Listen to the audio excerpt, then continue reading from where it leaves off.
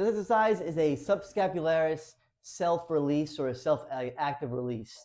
You can use a ball or you can use your arms as well, your hand rather.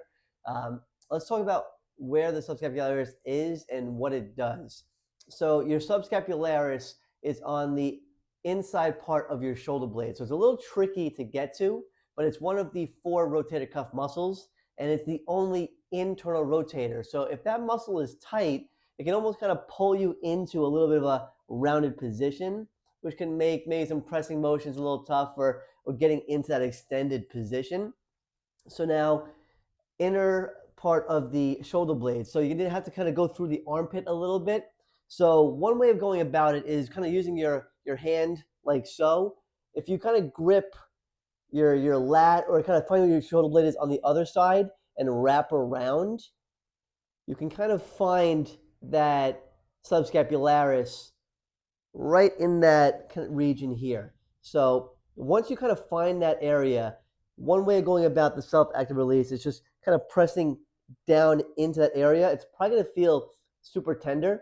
And then once you do that, you're going to go into internal and external rotation.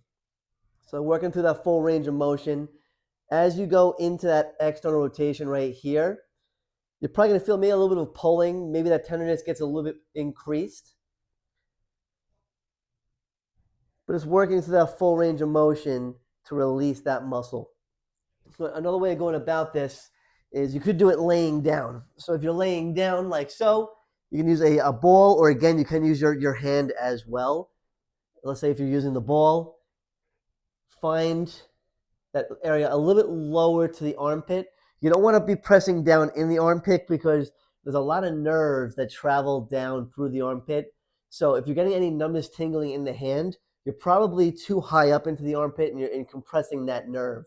So you want to go down a little bit, almost kind of near the ribs, and then fall off to the side and apply that pressure going down into the table, and then maintain that pressure as you do the same thing, going into internal and external rotation, working through that full range of motion,